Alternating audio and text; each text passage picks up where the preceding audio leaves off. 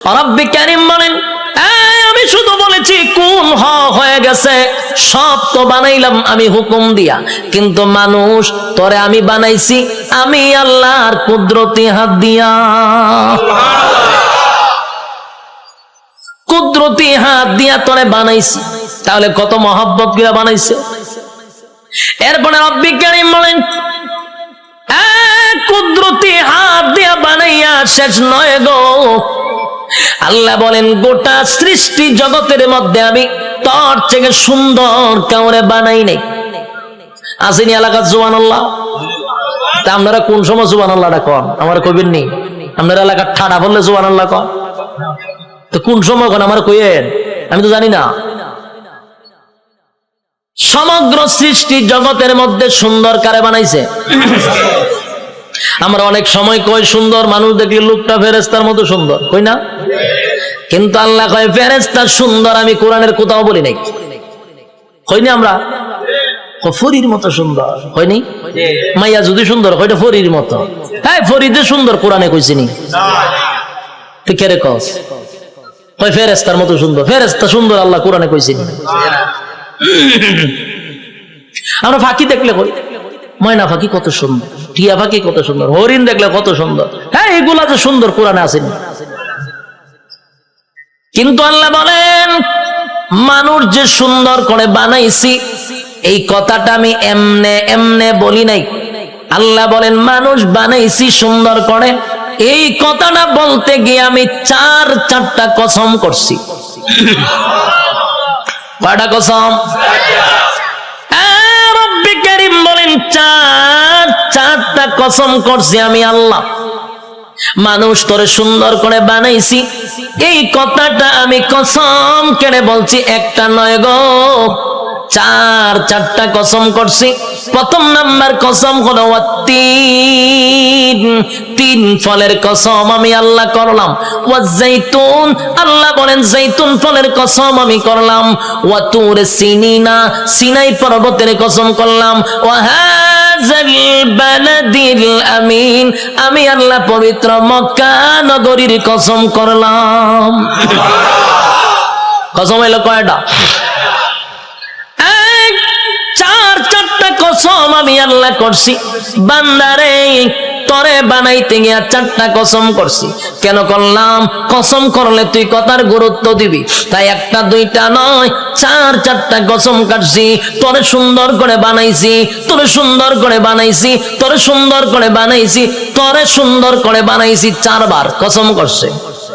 চারবার কসম করে আল্লাহ বলেন লাকাদ খালাকনাল ইনসানা ফি আহসানি তাকওয়িম। রব্বি কারীম বলেন, বালিশের সঙ্গে মাথা লাগাইয়া একটু চিন্তা করে দেখ। আমরা তো ঘুমায়া থাকি, দুনিয়া নিয়ে চিন্তা করি আর ঘুমাই না। মাঝে মধ্যে একটু বালিশের সঙ্গে মাথা লাগাইয়া একটু চিন্তা করবেন আল্লাহর নিয়ামতের উপরে। মালিক বলেন বান্দা তুই একটু চিন্তা করে দেখ, আমি আল্লাহ তোর সম্মান আর মর্যাদা কত দিছি। বান্দারে তোর সম্মানের চেয়ে বেশি কারো না। আমি আল্লাহ ফেরেশতার এত সম্মান দেই নাই, ফেরেশতা নূর দিয়া বানাইছি, ফেরেশতার জন্য জান্নাত বানাই নাই।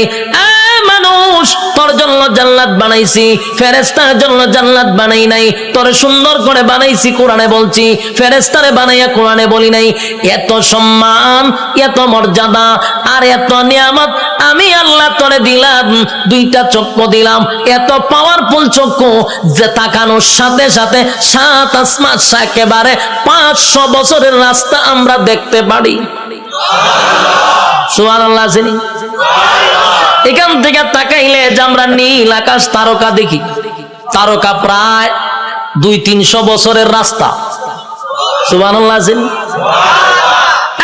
সূর্য এই পৃথিবী থেকে 9,30,00,000 মাইল উপরে, চাওয়া মাত্রই আমরা দেখতে পাই, ঠিক নেই? চোখের পাওয়ারটা কি মনে করছেন? চোখের পাওয়ার এত বেশি, বিদ্যুতের চেয়েও মানুষের চোখের গতি বেশি। বিদ্যুতের গতি হলো প্রতি সেকেন্ডে 1,86,000 মাইল বেগে যায়, আর আমাদের চক্ষু এর থেকে হাজার হাজার কোটি গুণ মাইল উপরে যায়। আল্লাহ এত পাওয়ারফুল দুইটা চক্ষু আমাদেরকে দান করছে, এরপরে আমাদেরকে মেধা শক্তি দিছে, ভালো বোঝার শক্তি দিছে, মন্দ বোঝার শক্তি দিছে। ফেরেশতা কিন্তু শুধু ভালো বুঝে রে, মন্দ বুঝে না। শয়তানরে আল্লাহ শুধু মন্দ বোঝার তৌফিক দিছে, খারাপটা খালি খারাপ বুঝে, ভালো বুঝে না। আর মানুষ ভালো মন্দ বোঝার তৌফিক দিছে, কথা হয় না? এতগুলো নিয়ামত আল্লাহ দিলেন, হাঁটার জন্য পা দিলেন, হাত দিলেন, চক্ষু দিলেন, মাথা দিলেন, এত সুন্দর করে কাঠামো দিয়া মানুষ বানাইলো। বান্দা কেন বানাইছি? গোলামি করবি আমি আল্লাহ। আর আল্লাহ বলেন তুই আমার গোলামি করবি। সূর্য তোর গোলামি করবে, চন্দ্র বান্দা তোর গোলামি করবে, জমিন বান্দা তোর গোলামি করবে, যা কিছু দেখস বান্দা তোর জন্য বানাইছি সব তোর গোলামি করবে। তুই শুধু আমি আল্লাহর গোলামি করবি। কিন্তু মানুষ এত বড় পোল্ট্রি বাজ, মানুষের যে পোল্ট্রি বাজ কেউ নাই, মানুষের থেকে অকৃতজ্ঞ আর কেউ নাই। মানুষ এত কৃতজ্ঞ, একটা প্রাণীর মধ্যে যে কৃতজ্ঞতা আছে মানুষের মধ্যে নাই। একটা কুকুর হলো সবচেয়ে নিকৃষ্ট প্রাণী, কিন্তু কুকুরটারে 2 দিন খাবার দেন, আপনি 2 দিন খাবার দেন, আপনার পিছু ছাড়বে না। 1 মাস পরেও যদি আপনি কুকুরটার কাছে আসেন, কুকুর আপনারে দেখলেই বুঝতে পারবে আপনি তারা খাওয়াইছেন। কিন্তু মানুষরে মানুষ খাওয়াইতে খাওয়াইতে পেট ভরায়া দেয়। মানুষরে এত কিছু করার পরও মানুষ সেটা মনে রাখে না, মানুষ কৃতজ্ঞতা প্রকাশ করে না। আল্লাহ বলেন বান্দা শুন, একটা মাছ যেইভাবে পানির নিচে ডুবন্ত থাকে, আমি আল্লাহ কিন্তু মানুষগুলারে এইভাবে পানির নিচে ডুবায়, আর যেইভাবে মাছ রাখি তোদেরকে নিয়ামত দিয়া ডুবায় রাখছি। নিয়ামতের মধ্যে আমরা ডুবন্ত, মাছ যেইভাবে পানির নিচে ডুবন্ত, বান্দারে আমি তোর নিয়ামত দিয়ে এইভাবে ডুবায় রাখছি।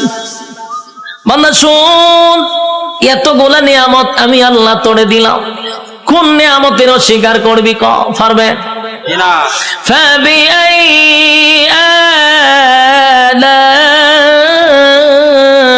আলাই রাব্বিকুমা তুকাযিবান।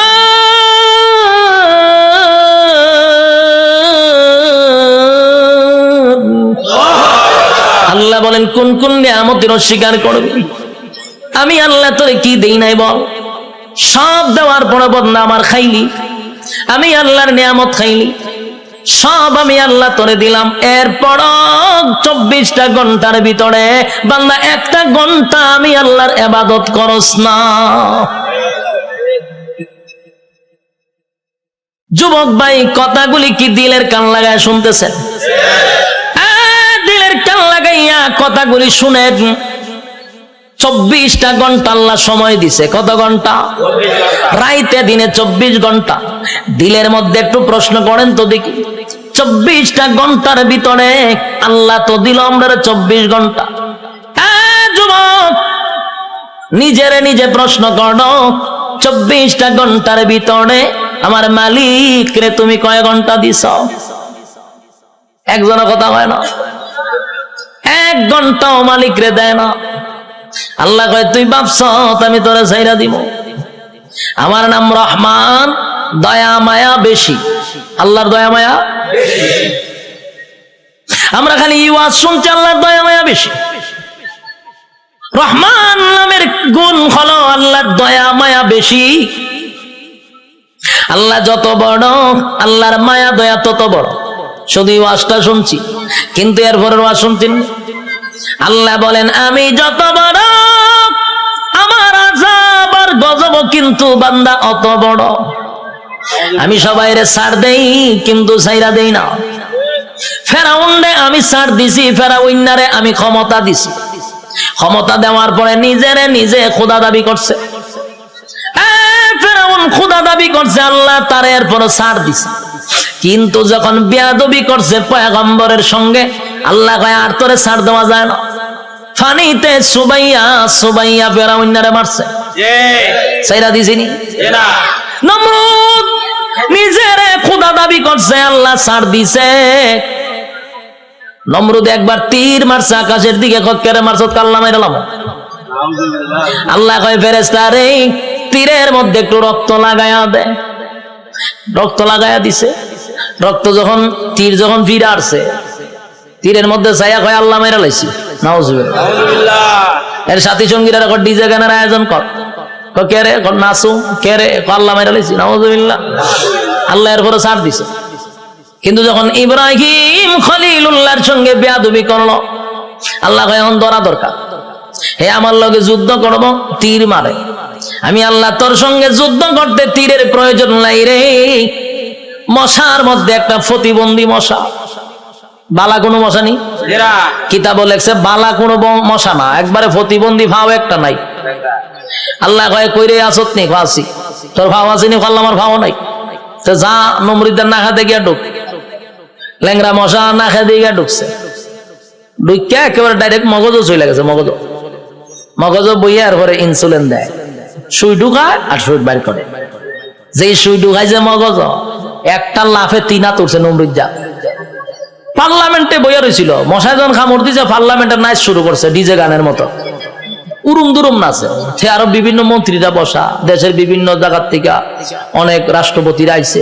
আইয়া যখন দেহে দেশের বাদশাহ এইভাবে ডিজে করে পার্লামেন্টে বসে, এটা কি পাগল নেই? ও পাগল তো আসিন না। হঠাৎ করে নাচে কা, ও নাচতে নাচতে মশাও তো কম খারাপ না, কারণ টেং টুং যেদিন না থাকে এরা মারাত্মক খারাপ থাকে। এই মশা কিন্তু মারাত্মক খারাপ, হেদের সুই ডুয়া যে বাইর করে না। আর এইদিকে নমরুদ্দা ডিজে গানের মতো নাচতেছে, কোনোভাবেই ব্যথা কমে না। নাচে মানে ঘটনা কিটা, যা পায় তা দিয়া মাথার তা পায়, কোনোভাবেই ব্যথা কমতেছে না। হঠাৎ আসেন জুতা একটা গাছ, এটা জুতাটা মারছে মাথার বাড়ি। সেই জুতাটা বাতাত বাড়ি মারছে। জিব্রাইল আবার যোগাযোগ রাখতেছে মশার সাথে। মশারে ফোন দিয়া কইছে তাড়াতাড়ি ছাইরা দে, ইনসুলিন টাইনা তুল। যখন হের সুই টান্দা তুলছে, ব্যথা ছাড়ছে। এখন নমরুদে জুতার পাইছে, সব বনাস কি একটা জিনিস। বারে দিলাম মাথার ব্যথা দিল সাইরা। জুতার মধ্যে কোনো ওষুধ আছে না? আসলে কি জুতার কোনো ওষুধ আছে? এটা আল্লাহ বেজ্জতি করার একটা সিস্টেম। জুতাটা বাড়িছে, ব্যথা কমে গেছে, তার মানে জুতা আল্লাহ ব্যথা কমাইতেছে। এখন এই জুতা রেখে দিছে দাঁড়ে, রেখে টেনশনে পড়ে আছে, কি ব্যথা উঠলো, জুতাটা বাড়ি দিলে ছেড়ে দিল। আবার কথা বলতেছে বিভিন্ন দেশের মন্ত্রী এমপির সঙ্গে, আবার মশায় সুই একটা ঢুকাই দিছে, টাস করে জুতাটা বাড়ি মারছে, ছেড়ে দিছে। আল্লাহ মশারে খুলে করে, এটা তোর ডিউটি, কাজ চালায়া যা। হতেন পরে পরে ঢুকাইবি, জুতাটা বাড়ি দিলে ছেড়ে দিবি। মশায় হতেন পরে ঢুকায়, জুতাটা বাড়ি দেবার পাইলা, আবার ঢুকায়, জুতাটা বাড়ি দেবাই করে। এই হইল জুতার বাড়ি শুরু। তখন নমরুদ্দা একা একা জুতাটা কত বাইরিত, হাতে ব্যথা ধরে লায়। তাই একজন লোক রাখছে, ধরে মাসে এত টাকা বেতন দিমু, এদিকে চাকরি কি দেখো জুতা দেখালে ভিটা নি, তাও খারে দেশের বাসারে। তো এইরকম যদি আমার নিত, আমি তো বললাম টেকা টোকা লাগতো না, আমি খালি জুতাটা ভিটামো আপনার, আমার টেকা তেমন লাগতো না। বাস্তব নেই। দেশের একজন বাদশা যদি হয় আমার জুতাটা ফিডাইবা, আমার কি বেতন লাগবো না? আমার মনের ভিতরে যত জিদ আসিন সব মিলামো এক একটা বাড়ির সাথে, ঠিক নেই? জুতা দেখ একটা বাড়ি দিমার ঘুমায় নেয়, এটা অত সালের একটা জুতার বাড়ি। দ্বিতীয় বাড়ি দেখো, এটা অত সালের একটা বাড়ি। এক সালে এক যন্ত্রণা বুক করছে, আর তোর জুতাটা বাইরিতেছি, টেহারা হম নেই। এই লোকও হয় যে আমি বাসার জুতাটা বাইরামো, আমার টেকার দরকার নাই, আপনি আমার চাকরিটা দেন। চাকরি দিছে, এখন পার্লামেন্টে বেশ বৈশা কথাবার্তা বলতেছে, যখন মশা কামড় দেয় ইশারা দেয় তাড়াতাড়ি দে, পাশে জুতাটা ঠাস করে পিছন দিয়ে বাড়ি মারে। দেশের মানুষ বিভিন্ন দেশ থেকে আসে, আইসা কয় যেই বাসার ইজ্জত নাই, মানছে তারা জুতাটা বাইরা, এর সাথে আবার কি এর বৈঠক হঠাৎ ভাগল, এখান থেকে এক বেজ্জতি। তো জুতাটা বাইরিতে বাড়িতে প্রথম তো শখে শখে জুতাটা বাইরেছিল, ঠিক না? জুতাটা যে বাইরেছে প্রথম তো শখেই বাইরেছে, আনন্দে বাইরেছে। কিন্তু বাইরিতে বাইরিতে এখন তো বেচারার বিরক্ত হয়ে পড়ছে, কত বাইরিত, খানা খাইতে পারে না, ঘুমাইতে পারে না, বাথরুমও যাইতে পারে না, খালি বাইরা। এই বেচারা হয়েছে বিরক্ত। এমন অবস্থা হয়েছে এখন জুতাটা বাইরে নিয়ে লাগে হতান পরে পরে, বাথরুমে গেছে, একটা বাথরুম করতে গেলে টাইম নাই না, জুতাটা বাড়ি দেয়, সে বিপদ পড়ছে না, খানা খাইতে পারে না। এই বেচারা কয় এর যদি আমি জুতা বাইরিতে থাকি আমি এমনি মরে যাবো গা, খাওয়ার নাই ঘুম নাই তো আমার মরণ হয়, তে একবার এর মাইরি মরে যাই। এখন হে কইলো সিদ্ধান্ত নিয়েছে না এমন মরুম চাকরি না করলে আমার গর্দান যাইব, আর আমি যদি চাকরি করতে চাই আমি এমনি মরে যাবো গা, তে এক বালা হেরে মাইরা মরে যাই। তখন একদিন জুতার বদলা বড় একটা মুগুর লইছে, আমরা এটা কিতা কই মুগুর কইনি, মুগুর লইছে একটা, লইয়া পিছে বইয়া রইছে। যখন জুতাটা বাড়ি দে তখন মুগুর লইয়া যৎকান শরীরে শক্তি আসিন একটা বাড়ি দিছে, মাথার দুই ভাগ হয়ে যা। ল্যাংরা মশা যে মাথার ধরেছেন ছায়া দেয় ছাদ নাই, ছাদ নাই, মশায় চিন্তা করবো যেরকম একটা নোংরা পরিবেশে আর বন যায়, মশা গেছে নমরুদ্দা শেষ নি। কার সাথে পাল্লা লইছিল? আল্লাহ মারছে কেমনে? জুতা দা ফিডাইয়া মারছে। এই জন্য আল্লাহ ছাড় দেয় ছেড়ে দেয় না। বুঝসারে চিনুন না আপনারা? এখানে যারা বয়স 30 আছে এরা বুঝসারে চিনব। ডব্লিউ বুশ হে কিন্তু কম করছে না, এই দিয়ে আমরা দেখছি হে অনেক মুসলমানের রক্ত দিয়া গোসল করছে, হে কম করে নাই। শেষে আল্লাহ হেরও কিন্তু সাংবাদিকের জুতাদা ফিটাইছে, এক সাংবাদিকের জুতা দাবি মারছে, আর এই জুতার দাম অনেক হয়ে গেছে, মিলিয়ন জাদুঘর আছে। আল্লাহর মায়ের আস্তে আস্তে ছাড় দেয় ছেড়ে। যারা জুলুম করতেছেন, যারা জুলুমের মধ্যে আছেন, যাই না রাখেন জুলুমের শেষ আছে। যারা জুলুম করে তাদের দুইটা শাস্তি, একটা দুনিয়ায় একটা পরকালে। দুনিয়ায় ততক্ষণ না পর্যন্ত আপনার মৃত্যু দিবে না যতক্ষণ আপনাকে দুনিয়াতে আল্লাহ চরম পর্যায়ের বেজ্জতি না করবে। চরম পর্যায়ের বেজ্জতি করার পর আপনার মৌত দিবে আল্লাহ। এরপরে পরকালে তো আছে কুবা শামসুর মতো, ইচ্ছা মতো কুবাইব। বাস্তব না বাস্তব? সাইজ কিন্তু আল্লাহ ছেড়ে দিত না, জনমের সাইজ করব। এজন্য যারা জুলুম করেন স্পষ্ট শুনে রাখেন, প্রথম নাম্বার কথা হলো ততক্ষণ না মরবেন না যতক্ষণ আপনার আল্লাহ দুনিয়াতে চরম পর্যায়ের বেজ্জতি না করবে, অপমান করবে। এরপরে মৃত্যু দিবে, আর পরকালে তো আছে ওয়াং সাং সুচি কি তাই ইজ্জতে আসেনি, তাইরে জনমের দেওয়া দিতাছে, এখন বন্দি করে রাখছে। পারমার মুসলমানের রক্ত খাইছিল না, তাই রক্ত চুষা খাইতেছে। আরো বেজ্জতি হইব, আরো দেখবেন সামনে, অপেক্ষায় থাকেন। বাকিটা দেখার বয়স আপনারা রয়েছে, আল্লাহ দেখাইব। আল্লাহ বলেন ছাড় দেই কিন্তু ছেড়ে দেই না। আমি যখন ছাড় দেই বুঝিস না আমি তোরে ছাইরা দিছি। ধরব যেদিন আমি আল্লাহ ধরব, জনমের ধরা ধরব, পৃথিবীর কেউ তোরে রক্ষা করতে পারবে না। আমি আল্লাহর নিয়ামত খাইয়া আমি আল্লাহর নাফরমানি করস, ছাইরা দিব না, কিন্তু জনমের ধরা ধরব। যুবক ভাই, আমি আপনাদের উদ্দেশ্যে বলতে চাই, আল্লাহর দেওয়া নিয়ামত খাইয়া, নিয়ামত খাওয়ার পরে যে আল্লাহর নাফরমানি করতেছি, রাইতে দিনে 24 ঘন্টা পাইয়াও 1টা ঘন্টা আল্লাহর দেই না। ইমাম সাহেব যদি বলে আসেন না একটু নামাজে যায়, উত্তর দেয় হুজুর নামাজের সময় নাই। যদি কয় আসেন না মাহফিলে যাই, আমার সময় নাই। বেচারা খুব ব্যস্ত, সময় নাই, সময় নাই, সময় নাই, যে কোনো বিষয় লোক আমার সময় নাই। প্রশ্ন হলো তোমার সময় নাই, সময় নাই, কিন্তু যেই লোকটা বলছে নামাজের জন্য সময় নাই, ওয়াজ মাহফিলের জন্য সময় নাই, এই লোকটারই দেখবেন ব্যবসার জন্য সময় আছে, চাকরির জন্য সময় আছে, বন্ধুদের আড্ডায় সময় আছে, বিশ্বকাপ খেলা 90 মিনিট দাঁড়ায়া দেখার সময় আছে, বিভিন্ন জায়গায় আড্ডায়, কফি আড্ডায় সময় আছে, সব জায়গায় বেচারার সময় আছে। সময় নাই শুধু আল্লাহর বেলা। আল্লাহ বলেন সময় তো আমি দিছিলাম, সময় কাটা দিছে। আল্লাহ বলেন সময়ের মালিক আমি তোরে সময় দিলাম রে, আমার দেওয়ার সময় পাইয়া আমারে দিলি না, মন গড়া সময় নষ্ট করলি। বান্দা আমি পাই পাই পাই পাই করে তোর কাছ থেকে হিসাব নিব, বান্দা হিসাব না দিয়া সামনে আগাইতে পারবি না। আপনারা কি তা মনে হয় আল্লাহ আমরা সেইটা দিব হিসাব না নিয়া? হিসাব নিব। আগেই বলছি অতগুলা নিয়ামত আল্লাহ আমরা দিছে, এমনে ছেড়ে দিত না। হিসাব না নিয়া কথা কয় না। একটা এক্সাম্পল দিই, সহজে বুঝতে পারবেন। আপনারা আর মনে করেন চরপেশন সবচেয়ে ভালো হোটেল, সেখানে মনে করেন একজন লোক ঢুকছে খানা খাওয়ার জন্য, একজন লোক ঢুকছে, দুইকা যারে অর্ডার দেয় তার নাম কি? মেসিয়ার। মেসিয়ার হইলো ভাই খানা নিয়ে আয়, কি আছে তো দেখবেন মেসিয়ারের একটা অভ্যাস হইলো একটা নাই 50টা নাম কইব। গুড়া মাছ আছে, বড় মাছ আছে, উইল মাছ আছে, তারপরে আপনার গরু আছে, ছাগল আছে, কতটা হয় না? আমি অনেক সময় কিচ্ছু বুঝি না চাই তাই একটা না হয়, তাই আমি ভাই হাফিজি বড় লাগতো না, তুই আস্তে আস্তে একটা একটা করে ওদিকে আমি খাইতাম নাম জায়গা এত নাম কয় একটাও ইয়াদ থাকে না, লাস্ট হলে গুরুর ইয়াদ আছে। তো এই লোক যখন এতগুলা নাম কইছে চিন্তা করলো এতগুলা নাম কইছে কোনটা কম, আচ্ছা সব লইয়া যা। মেসিয়ারে আনতেছে, টেবিল সাজাইছে, খাইতেছে, খানা দেখে মেসিয়ারে দে লক্ষণ বালা না। যে যিনি টেকা নে উনারে কি কয়? ম্যানেজার। মেসিয়ার তো ম্যানেজার। ম্যানেজারের কাছে গেছে, মেসিয়ারে গিয়ে কয় স্যার ওই যে লোকটা খাইতেছে দেখছেন নি? দেখছি তো। কাম না, আমার একটা অনুমতি দেন। কি অনুমতি? কয়ের ইচ্ছা মতো কিন্তু ফিটাইতাম। ম্যানেজারে জিগা কাস্টমারে খানা খাইতেছে তুই ফিটাইতে খা, কয়ের লক্ষণ বালা না। যেই পরিমাণ খাইতেছে হিসাব দিতে পারতো না, তাই একটু ফিডামো। ম্যানেজারে কয় কাস্টমারের কাজ কি? খাওয়ান।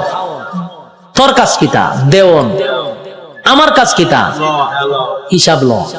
তেহের খাওয়ানে খাইব, তোর দেওন তুই দে, তুই মারতে কা। তখন মেসিয়ার কথা তো ঠিক, আমার তো দেওয়ান, আমি দিতে তাই। মেসিয়ারে দেয়, এ খায়। ম্যানেজারে কয় এ খাওয়া শেষ হইলে বলে আমার খাম। আমার কাজ কি? হিসাব নেওয়া। হিসাব না নিয়া, হিসাব না দিয়া বাড়ি তারবো, বাড়ি তারবো নি। যা পারে খাইতে থাক, তুই বাধা দিস না। ঠিক তেমনি ভাবে আল্লাহ বলেন দুনিয়াতে মানুষ যেই পরিমাণ কাম, কু কাম, দিনের কাম, রাত্রের কাম, সব কাম আমরা করি না? আমরার সাথে কিন্তু ফেরেশতা থাকে, 24 ঘন্টা ফেরেশতা থাকে। আমরার কাম কু কাম দেখে ফেরেশতারাও আল্লাহর কাছে কয় আল্লাহ একটু অনুমতি দেন। কিতা কয় এর একটা আসার মাইরা জাগাত মুতায়া লাই। আল্লাহ জিগা ঘটনা কিতা? বলে যেই পরিমাণ করতেছে হিসাব দিতে পারতো না। আল্লাহও বলে তোর কাজ, এর কাজ আকাম কুকাম করন দেখুন, লিখতে রাখুন।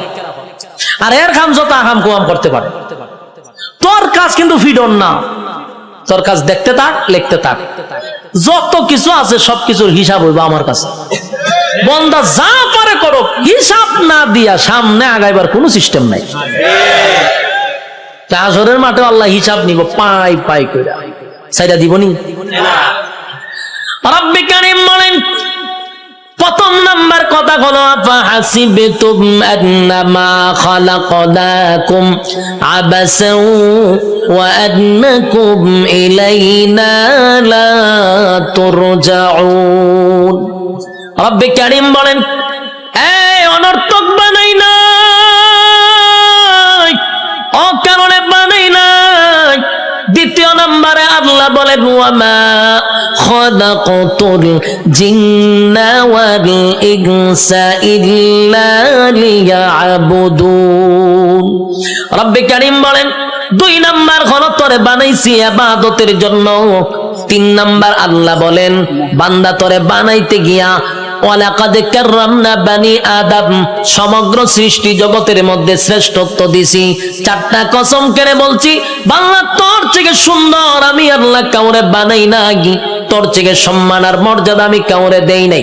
এরপর আল্লাহ বলেন এত কিছু দেওয়ার পরেও যদি তুই আমি আল্লাহর গোলামি না করস, ওয়ালাকাদ জারানা লি জাহান্নামা কাসীরাম মিনাল জিন্নি ওয়াল ইনস, আমি আল্লাহ আগুন দিয়া তোরে জ্বালাবো আর পোড়াবো। এরপরে রব্বে কারীম বলেন বান্দা শুন, ভালো করে শুন, এত নিয়ামত দিয়া তোরে ছেড়ে দিব না। আমি আল্লাহ কিন্তু পাই পাই পাই করে হিসাব দেব। কুল্লু নাফসিন বিমা কাসাবাত রাহিনা, প্রত্যেকটা মানুষ তার কৃত কর্মের জন্য আল্লাহর সামনে জবাব দিতে হবে। হিসাব ছাড়া ছেড়ে দিব না। রব্বে কারীম বলে হিসাব নিব গো, হিসাব ছাড়া আমি আল্লাহ কাউকে ছেড়ে দিব না। এই যে দুনিয়াতে যা করি সব হিসাব হবে। আল্লাহ বলেন শুন বান্দা, যখন প্রত্যেকটা মানুষের হায়াত শেষ হয়ে যাবে, মালাকুল মউত আজরাইল সামনে হাজির হবে, তার একটা কিয়ামত হবে। কি হবে? কিয়ামত কিন্তু দুই প্রকার, একটা হলো যার যার কিয়ামত, আর একটা হলো সমষ্টিগত কিয়ামত। কথা বুঝতেছেন? সাউন্ড একটু উড়ান, একটু উড়ান। একটা হলো যার যার কিয়ামত, আর একটা হলো সমষ্টিগত কিয়ামত। আল্লাহ রাসূল বলেন যার যার কিয়ামত সম্পর্কে বলেন মাম্মা তা ফাকাত কামাত কিয়ামাতুহু, যে যখন মারা যায় তার কিয়ামত তখন শুরু হয়। আমি যদি স্টেজে এখন মারা যাই, আমার কিয়ামত এখান থেকে শুরু হবে। আরেকটা হলো সমষ্টিগত কিয়ামত, সেই কিয়ামতটা হলো কিয়ামতে কুবরা, এটা বড় কিয়ামত, সেটা বাঁশির মাধ্যমে হয়। ইসরাফিল আলাইহিস সালাতু ওয়াস সালাম যখন বাঁশি ফু দিবে, আল্লাহ বলেন এই গোটা পৃথিবীর যা কিছু তোমরা দেখো, বিশ্ব পরিস্থিতির পরিসমাপ্তি আমি ঘটায়া দিব। এটা হইল সমষ্টিগত কিয়ামত। ইদা জুলজিলাতিল আরদু জিলজালাহা, জমিনের মধ্যে তখন জালজালা শুরু হবে, ভূমিকম্প শুরু হবে। যখন যে একটা ভূমিকম্প হইছে 13 সেকেন্ড, 13 সেকেন্ডের ভূমিকম্পে সব শেষ হয়ে গেল। আর ওইটা যে শুরু হইব, এটা 13 সেকেন্ড না, 13 ঘন্টা না, এটা চলতেই থাকবে। পাহাড় গুলি তুলার মতো উঠতে থাকবে। বিল্ডিং তো দূরের কথা, পাহাড় উইরে উইরে চলবো। এই ভূমিকম্প থামবে না। কুল্লু মান আলাইহা ফান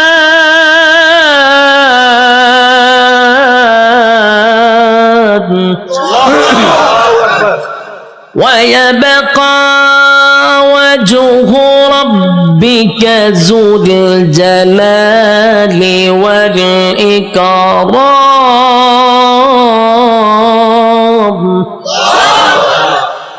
সব শেষ করব। এই অর্ডার কইও সাউন্ড বাড়ানোর দরকার। আমি একটু রিবাব আর ইকুটা তুলে দেন না, আমি চিল্লাইলে তো ইকু রাখবো। হালকা রিবাবের ভিতরে ইকুটা দেন। অত্যন্ত কিয়ামত শুরু করছিলেন মাইক মাহফিল, এখন হালকা একটু রিবাবটা ধরায় দেন আমার, যাতে প্রেসারটা গলাত না পড়ে। আল্লাহ বলেন কুল্লু মান আলাইহা ফান ওয়া ইয়াবকা ওয়াজহু রাব্বিকা যুল জালালি ওয়াল ইকরাম। চলবো। কুল্লু মান আলাইহা ফান, সব ধ্বংস হবে। ওয়া ইয়াবকা ওয়াজহু রাব্বিকা যুল জালালি ওয়াল ইকরাম, শুধু আল্লাহ ছাড়া সব ধ্বংস। আজরাইলও ধ্বংস, যে সিংহায় ফুক দিব সেও ধ্বংস হবে। মোট কথা কেউ থাকবে না। এটা হলো সমষ্টিগত কিয়ামত। আর প্রথম হলো যে যখন মারা যাবে তার কিয়ামত তখন থেকেই শুরু হবে। যুবক ভাইরা আমার, আল্লাহ বলেন প্রত্যেকটা মানুষের কিয়ামত আছে রে। যে যখন মারা যায় তার কিয়ামত শুরু হয়ে যায়। যেদিন মারা যাবেন আল্লাহ বলেন হিসাব নেওয়ার জন্য আল্লাহ পুনরায় আবার আমাদেরকে দাঁড় করাবে। আলোচনার শুরুতে একটা কথা বলছিলাম, আমরা কিন্তু এই পৃথিবীতে পরীক্ষা দিতে আসছি, ইয়াদ আছে না? পরীক্ষা দিতে আসছি। বলুন তো রেজাল্টটা কোথায় দিবে? রেজাল্ট কিন্তু পরকালে হবে। আল্লাহ কয় রেজাল্টটা দেখানোর জন্য আবার তোদেরকে পুনরায় আমি জীবিত করব। আল্লাহ বলেন সিংহায় যখন ফুঁক দিব সব ধ্বংস হয়ে যাবে রে। সব ধ্বংস হওয়ার পরে সর্বপ্রথম আমি আবার জীবিত করব ইসরাফিল আলাইহিস সালাতু ওয়াস সালামকে। আবার আল্লাহ বলবেন সিংহায় ফু মার। যেই মাত্র আরেকবার ফু দিবে, ওই শেষের ফুয়ে প্রত্যেকটা মানুষের বডির ভিতরে আল্লাহ আবার রূহ দিবে। কাদা মাটির থেকে আবার রূহ পাইয়া মানুষগুলি মাটি গঠন হবে, আবার পুনরায় বডি গঠন হবে। কাদা মাটির থেকে আবার আপনি ওইটা দাঁড়াবেন। যেখানে দাঁড়াবেন, যেখানে বৈশা ওয়াজ শুনতাছেন, সে জায়গাটাই হবে হাসরের মাঠ। যেখানে বই আওয়াজ শুনতাছেন এটা হাসরের মাঠ হবে। এই পৃথিবীটাকে আল্লাহ হাসরের মাঠ বানায়া দিবে। কিন্তু এখনকার পৃথিবী আর তখনকার পৃথিবী একরকম নয় রে। তখনকার পৃথিবী আর এখনকার পৃথিবীর মধ্যে উল্লেখযোগ্য একটা বেশ কম থাকবে। এখন তো কত উঁচু উঁচু বাড়ি আছে, পাহাড় আছে, সাগর আছে, নদী আছে, তখন কিছুই থাকবে না, সমতল একটা মাঠের মতো। মানুষ সেখান থেকে ওইটা দাঁড়াবে। আর বিজ্ঞানী বলেন, মানুষকে আমি কেন দাঁড় করাবো জানোনি? দুনিয়ার জমিনে পরীক্ষা দিছিলি, আমি আল্লাহ সেটার রেজাল্ট তোর হাতে ধরায়া দিব। মানুষ গিয়া জমা হবে হাসরের মাঠে, কেউ পানি পান করবে, কেউ কলিজা পাটা পিপাসা লইয়া হাসরের মাঠে দাঁড়ায়া থাকবে।